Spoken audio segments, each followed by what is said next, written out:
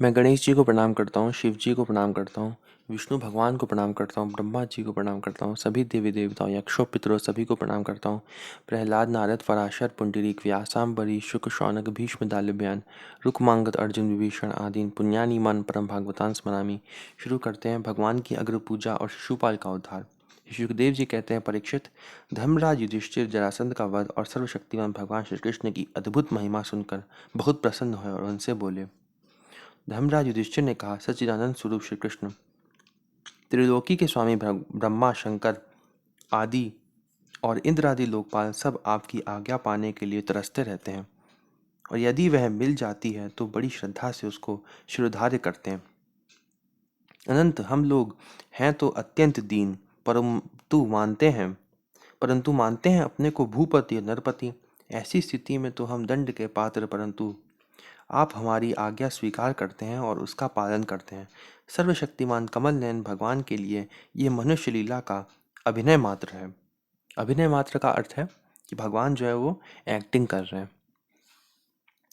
जैसे उदय अथवा अस्त के कारण सूर्य के तेज में घटती या बढ़ती नहीं होती, वैसे ही किसी भी प्रकार के कर्मों से ना तो आपका उल्लास होता है और ना तो ह्रास ही, क्योंकि आप सजातीय, विजातीय और स्वगत भेद से रहित स्वयं परब्रह्म परमात्मा हैं। किसी से पराजित ना होने वाले माधव, यह मैं हूँ और यह मेरा है, तथा यह तू है और यह तेरा है, इस प्रकार की विकार युक्त भेद बुद्धि तो पशुओं की होती है, जो आपके अनन्य भक्त हैं। अनन्य का अर्थ होता है कि मन को और कहीं नहीं लगाना, केवल भगवान में लगाना। अन्य में नहीं लगाना, इसका अर्थ है अनन्य। अनन्य भक्त हैं, उनके चित्त में ऐसे पागलपन के विचार कभी नहीं आते। फिर आप में तो होंगे ही कहाँ से। इसलिए आप जो कुछ कर रहे हैं वह लीला ही लीला है। श्री सुखदेव जी कहते हैं, परीक्षित, इस प्रकार कहकर धर्मराज युधिष्ठिर ने भगवान श्री कृष्ण की अनुमति से यज्ञ के योग्य समय आने पर यज्ञ के कर्मों में निपुण वेदवादी ब्राह्मणों को ऋत्विज, आचार्य आदि के रूप में वर्ण किया। उनके नाम ये हैं, श्री कृष्ण द्वैपायन व्यासदेव, वेद व्यास जी हैं ये, जिन्होंने श्रीमद् भागवत और 18 पुराण और 18 उप पुराण और वेदों का विभाजन करना और वेदांत सूत्र लिखना और महाभारत लिखना, ये सारे ग्रंथ वेद व्यास जी ने लिखे हैं। वेदों का वेद व्यास जी ने विभाजन किया है केवल। उस समय वेद जो है वो ऐसे शब्दों में और किताबों में नहीं था। शब्दों में तो था, लेकिन वो डिवाइडेड नहीं था। जैसे जो चारों वेद हैं हमारे, ऋग्वेद, यजुर्वेद, सामवेद, अथर्ववेद, इन चारों में नहीं था। और उस समय लोग जो थे वेदों को सुन सुन के याद रखते थे, इसीलिए वेदों को श्रुति कहते हैं। वो भगवान की वाणी है वेद, वो भगवान से गुरु परंपरा से चली आ रही थी, और लोग उसको सुन सुन के पूरा पूरा याद रख लेते थे, एक एक शब्द याद रख लेते थे। आज के समय में जैसे हम लोग याद करते हैं कुछ और भूल जाते हैं, वैसा नहीं होता था उस समय में। उस समय वो लोग एक एक शब्द बिल्कुल ऐसे याद रख लेते थे जो बिल्कुल भूलते भी नहीं थे। इसलिए सुन सुन के याद रखने की वजह से उन वेदों को श्रुति भी कहते हैं। वेद व्यास जी ने बाद में उनका विभाजन किया था उन वेदों का। आगे पढ़ते हैं। भारद्वाज, सुमंतु, गौतम, असित, वशिष्ठ, च्यवन, कर्ण, मैत्रेय, कवश, त्रित, विश्वामित्र, वामदेव, सुमति, जैमिनी, क्रतु, पैल, पराशर, गर्ग, वैशंपायन अर्थात वैशंपायन, अथर्वा, कश्यप, धौम्य, परशुराम, शुक्राचार्य, आसुरी, वितिहोत्र, मधुछंदा, वीरसेन और अकृतव्रण। इनके अतिरिक्त धर्मराज ने द्रोणाचार्य, भीष्म पितामह, कृपाचार्य, धृतराष्ट्र और उनके दुर्योधन आदि पुत्रों और महामती विदुर आदि को भी बुलवाया। राजन, राजसूय यज्ञ का दर्शन करने के लिए देश के सब राजा,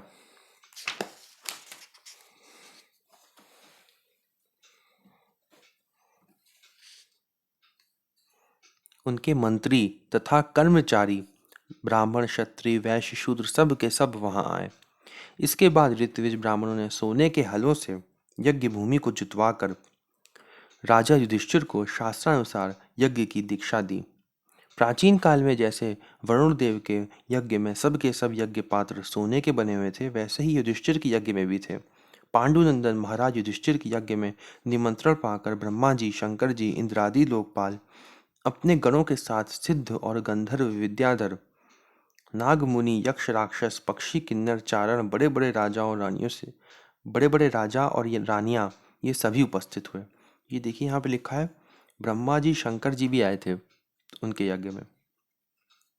सबके बिना किसी प्रकार के कौतूहल के यह बात मान ली कि राजसूय यज्ञ करना युधिष्ठिर के योग्य ही है, क्योंकि भगवान श्री कृष्ण के भक्त के लिए ऐसा करना कोई बहुत बड़ी बात नहीं है। उस समय देवताओं के समान तेजस्वी याजकों ने धर्मराज युधिष्ठिर से विधि पूर्वक राजसूय यज्ञ कराया, ठीक वैसे ही जैसे पूर्व काल में देवताओं ने वरुण से करवाया था। सोमलता से रस निकालने के लिए महाराज युधिष्ठिर ने अपने परम भाग्यवान याजकों और यज्ञ कर्म की भूल चूक का निरीक्षण करने वाले सदस्यपतियों का बड़ी सावधानी से विधि पूर्वक पूजन किया। अब सभासद लोग इस विषय पर विचार करने लगे कि सदस्यों में सबसे पहले किसकी पूजा अग्र पूजा होनी चाहिए। जितनी मति उतने मत, इसलिए सर्वसम्मति से कोई निर्णय ना हो सका। ऐसी स्थिति में सहदेव ने कहा, यदुवंश शिरोमणि भक्तवत्सल भगवान श्री कृष्ण ही सदस्यों में सर्वश्रेष्ठ और अग्र पूजा के पात्र हैं, क्योंकि यही समस्त देवताओं के रूप में है और देश काल धन आदि जितनी भी वस्तुएं हैं उन सबके रूप में भी यही है। यह सारा विश्व श्री कृष्ण का ही रूप है। समस्त यज्ञ भी श्री कृष्ण स्वरूप ही हैं। भगवान श्री कृष्ण ही अग्नि, आहुति और मंत्रों के रूप में है। ज्ञान मार्ग और कर्म मार्ग के ये दोनों भी श्री कृष्ण की प्राप्ति के हेतु हैं। सभासदों, मैं कहाँ तक वर्णन करूं? भगवान श्री कृष्ण वह एक रस अद्वितीय ब्रह्म है, जिसमें से जातीय विजातीय और स्वगत भेद नाम मात्र का भी नहीं है। यह संपूर्ण जगत उन्हीं का स्वरूप है। वह अपने आप में ही स्थित और जन्म, अस्तित्व, वृद्धि आदि 6 भाव विकारों से रहित है। वह अपने आत्म स्वरूप संकल्प से ही जगत की सृष्टि, पालन और संहार करते हैं। यहाँ लिखा है भगवान जो है वो संकल्प से ही सृष्टि, पालन और संहार करते हैं। मतलब भगवान ने सोचा कि संसार बन जाए और संसार बन गया, केवल संकल्प करने से। ऐसी भगवान की शक्ति है। सारा जगत श्री कृष्ण के ही अनुग्रह से अनेकों प्रकार के कर्म का अनुष्ठान करता हुआ धर्म, अर्थ, काम और मोक्ष रूप पुरुषार्थों का संपादन करता है। इसलिए सबसे महान भगवान श्री कृष्ण की ही अग्र पूजा होनी चाहिए। इनकी पूजा करने से समस्त प्राणियों की तथा अपनी भी पूजा हो जाती है। अब इसमें ऐसा लिखा है कि समस्त प्राणियों की पूजा हो जाती है। ऐसा कैसे? अगर हम ब्रह्म संहिता एक शास्त्र है, उससे हम उसको पढ़ें, अगर उसमें लिखा है कि श्री कृष्ण भगवान से महाविष्णु की उत्पत्ति हुई और महाविष्णु से ब्रह्मा, विष्णु, महेश की उत्पत्ति हुई। उस शास्त्र से ये भी पता चलता है कि अगर श्री कृष्ण की पूजा कर लें तो सबकी पूजा हो जाती है।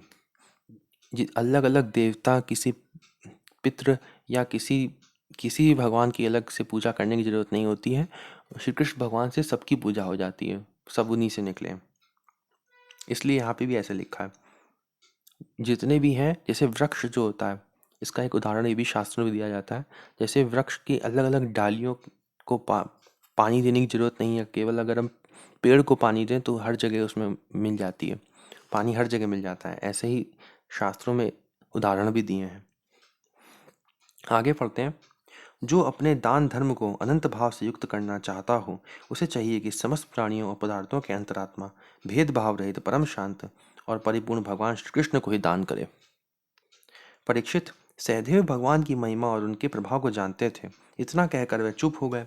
उस समय धर्मराज युधिष्ठिर की यज्ञ सभा में जितने सत्पुरुष उपस्थित थे, सबने एक स्वर से बहुत ठीक कहकर सहदेव की बात का समर्थन किया। धर्मराज युधिष्ठिर ने ब्राह्मणों की यह आज्ञा सुनकर तथा सभासदों का अभिप्राय जानकर बड़े आनंद से, प्रेमोद्रेक से विह्वल होकर भगवान श्री कृष्ण की पूजा करी। अपनी पत्नी, भाई, मंत्री और कुटुंबियों के साथ धर्मराज युधिष्ठिर ने बड़े प्रेम और आनंद से भगवान के पांव पखारे तथा उनके चरण कमलों का लोक पावन जल अपने सिर पर धारण किया। उन्होंने भगवान को पीले पीले रेशमी वस्त्र और बहुमूल्य आभूषण समर्पित किए। उस समय उनके नेत्र प्रेम और आनंद के आंसुओं से इस प्रकार भर गए कि वे भगवान को भलीभांति देख भी नहीं सकते थे। उनके जो आंखें थी उसके सामने आंसू आ गए थे बहुत सारे, इसलिए आंखें धुंधली हो गई थी उनकी, इसलिए वो भगवान को देख भी नहीं पा रहे थे। यज्ञ सभा में उपस्थित सभी लोग भगवान श्री कृष्ण को इस प्रकार पूजित सत्कृत देखकर हाथ जोड़े हुए नमो नमः, जय जय इस प्रकार के नारे लगाकर उन्हें नमस्कार करने लगे। उस समय आकाश से स्वयं ही पुष्पों की वर्षा होने लगी। परीक्षित अपने आसन पर बैठा हुआ शिशुपाल यह सब देख सुन रहा था। भगवान श्री कृष्ण के गुण सुनकर उसे क्रोध हो आया और वह उठकर खड़ा हो गया। वह भरी सभा में हाथ उठाकर बड़ी असहिष्णुता किंतु निर्भयता के साथ भगवान को सुना सुनाकर अत्यंत कठोर बातें कहने लगा। शिशुपाल जो था वो रावण ही था। रावण के ही 3 जन्म हुए थे, ऐसी कथा हमने रामचरितमानस में भी पढ़ी थी। रावण के 3 जन्म हुए थे, जिसमें हिरण्यकश्यपु हिरण्याक्ष वाला जन्म, दूसरा रावण और तीसरा ये शिशुपाल का जन्म था। सभासदों, श्रुतियों का ये कहना सर्वथा सत्य है कि काल ही ईश्वर है। लाख चेष्टा करने पर भी वह अपना काम करा ही लेता है। इसका प्रत्यक्ष प्रमाण हमने देख लिया कि यहाँ बच्चों और मूर्खों की तो बात से बड़े बड़े वयोवृद्ध और ज्ञान वृद्धों की बुद्धि भी चकरा गई है। पर मैं मानता हूँ कि आप लोग अग्र पूजा के योग्य पात्र का निर्णय करने में सर्वथा समर्थ हैं। इसलिए सदस्यपतियों, आप लोग बालक सहदेव की ये बात ठीक ना माने कि श्री कृष्ण ही अग्रपूजा के हैं, अग्रपूजा के योग्य हैं। यहाँ बड़े बड़े तपस्वी, विद्वान, व्रतधारी, ज्ञान के द्वारा अपने समस्त पाप तापों को शांत करने वाले परम ज्ञानी, परम ऋषि, ब्रह्मनिष्ठ आदि उपस्थित हैं, और जिनकी पूजा बड़े बड़े लोकपाल भी करते हैं। यज्ञ की भूल चूक बतलाने वाले उन सदस्यपतियों को छोड़कर यह कुल कलंक ग्वाला भला अग्र पूजा का अधिकारी कैसे हो सकता है? क्या कौवा कभी यज्ञ के पुरोडाश का अधिकारी हो सकता है? ना इसका कोई वर्ण है, ना तो आश्रम, कुल भी इसका ऊंचा नहीं है। सारे धर्मों से यह बाहर है। वेद और लोक मर्यादाओं का उल्लंघन करके मनमाना आचरण करता है। इसमें कोई गुण भी नहीं है। ऐसी स्थिति में यह अग्र पूजा का पात्र कैसे हो सकता है? आप लोग जानते हैं कि राजा ययाति ने इसके वंश को श्राप दे रखा है, इसलिए सत्पुरुषों ने इस वंश का ही बहिष्कार कर दिया है। इन सब ने ब्रह्म ऋषियों के द्वारा सेवित मथुरा आदि देशों का परित्याग कर दिया और ब्रह्म वर्चस्व के विरोधी वेद चर्चा रहित समुद्र में किला बनाकर रहने लगे। वहां से जब ये बाहर निकलते हैं तो डाकुओं की तरह सारी प्रजा को सताते हैं। परीक्षित सत पूछो तो शिशुपाल का सारा शुभ नष्ट हो चुका था। इसी से उसने और भी बहुत सी कड़ी कड़ी बातें भगवान श्री कृष्ण को सुनाई। परंतु जैसे सिंह कभी सियार की हुआ हुआ पर ध्यान नहीं देता, वैसे ही भगवान श्री कृष्ण चुप रहे। उन्होंने उसकी बातों का कुछ भी उत्तर न दिया। परंतु सभासदों के लिए भगवान की निंदा सुनना असह्य था। उनमें से कई अपने अपने कान बंद करके क्रोध से शिशुपाल को गाली देते हुए बाहर निकल गए। परीक्षित जो भगवान की या भगवत प्राण भक्तों की निंदा सुनकर वहां से हट नहीं जाता, वह अपने शुभ कर्मों से च्युत हो जाता है और उसकी अधोगति होती है। ऐसा शास्त्रों में भी कई जगह लिखा है कि जहाँ पे भी भगवान की निंदा हो रही होती है, वहां से तुरंत चले जाना चाहिए या फिर सामने वाले की जीभ काट देनी चाहिए। अगर साहस हो तो सामने वाले की जीभ काट देनी चाहिए, या फिर वहां से अच्छा यही होगा कि वहां से तुरंत निकल जाए। परीक्षित, अब शिशुपाल को मार डालने के लिए पांडव, मत्स्य, केकय और संजय वंशी नरपति क्रोधित होकर हाथों में हथियार ले उठ खड़े हो गए।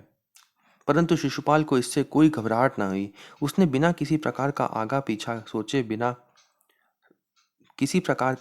पीछा सोचे अपनी ढाल तलवार उठा ली और वह भरी सभा में श्री कृष्ण के पक्षपाती राजाओं को ललकारने लगा।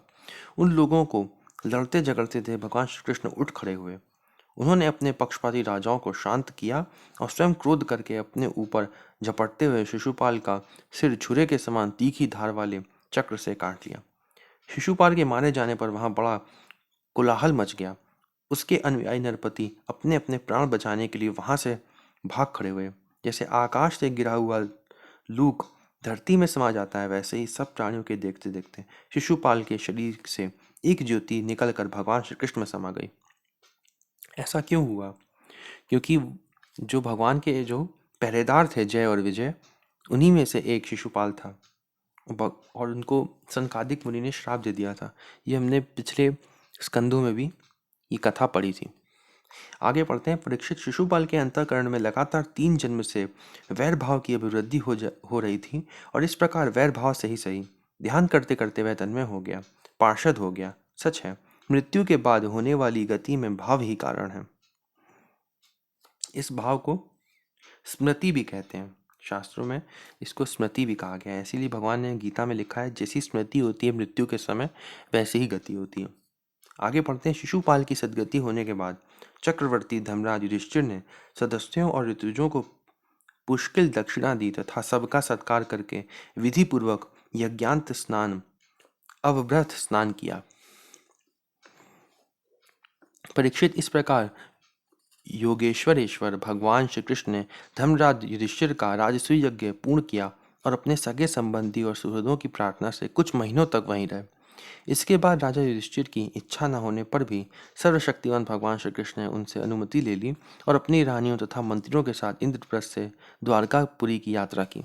परीक्षित, मैं यह उपाख्यान तुम्हें बहुत विस्तार से 7वें स्कंद में सुना चुका हूँ कि वैकुंठवासी जय और विजय को सनकादि ऋषियों के शाप से बार बार जन्म लेना पड़ा था। महाराज युधिष्ठिर राजसूय का यज्ञांत स्नान करके ब्राह्मण और क्षत्रियों की सभा में देवराज इंद्र के समान शोभायमान होने लगे। युधिष्ठिर ने देवता, मनुष्य और आकाशचारियों का यथा योग्य सत्कार किया तथा वह भगवान श्री कृष्ण एवं राजसूय यज्ञ की प्रशंसा करते हुए बड़े आनंद से अपने अपने लोक को चले गए। परीक्षित, सब तो सुखी हुए, परंतु दुर्योधन से पांडवों की यह उज्जवल राजलक्ष्मी का उत्कर्ष सहन ना हुआ, क्योंकि वह स्वभाव से ही पापी, कलह प्रेमी और कुरुकुल का नाश करने के लिए एक महान रोग था। परीक्षित, जो पुरुष भगवान श्री कृष्ण की इस लीला का शिशुपाल वध, जरासंध वध, बंदी राजाओं की मुक्ति और यज्ञानुष्ठान का कीर्तन करेगा, वह समस्त पापों से छूट जाएगा। यह अध्याय यहीं पे समाप्त होता है। हम लोग अगला अध्याय पढ़ेंगे, राजसूय यज्ञ की पूर्ति और दुर्योधन का अपमान। यहाँ पे जो लिखा हुआ है कि जो इसको पढ़ेगा, जो इसका कीर्तन करेगा, यज्ञानुष्ठान का कीर्तन करेगा लिखा है, वह समस्त पापों से छूट जाएगा। इसका अर्थ क्या है? इसका अर्थ है, जैसे हम लोग जो पढ़ते हैं शास्त्र और भगवान का जो ध्यान करते हैं, वो सही तरीके से नहीं करते हैं। ऐसा क्यों? जैसे हम लोग का ध्यान जो होता है वो भगवान की तरफ पूरा नहीं होता है और हम लोग सांसारिक वस्तुओं के लिए ऐसा करते हैं। एक तो पहला पॉइंट ये है कि हम लोग ध्यान से नहीं करते हैं, हम लोग का ध्यान जो होता है वो संसार में लगा रहता है। ठीक है। दूसरा कि हम लोग सांसारिक वस्तुओं के लिए ये पढ़ते हैं, ये भी कारण है। ऐसे कई कारण हैं। ठीक है। इसलिए अगर हम लोग भगवान का ध्यान करते हैं अच्छे से और अपराधों से बचते हुए, कई भक्तापराध भी होते हैं, कई नियम होते हैं जो हम लोग पूरा नहीं कर पाते हैं और बहुत गलतियां भी करते हैं। अगर सही तरीके से करेंगे तो समस्त पापों से छूट जाएंगे। ये हमको ध्यान में रखना चाहिए। और भक्ता अपराध से बचते हुए, किसी दिन मैं भक्ता अपराध के बारे में भी बताऊंगा कि कितने तरीके के भक्ता अपराध होते हैं जिनसे हमको बचते हुए भगवान की आराधना करनी होती है, तभी वो पूरी होती है। ये अध्याय फिर यहीं पे समाप्त करते हैं। अगला अध्याय हम अगली वीडियो में पढ़ेंगे। 75वां अध्याय, राजसूय यज्ञ की पूर्ति, दुर्योधन का अपमान। ओम नमो भगवते वासुदेवाय।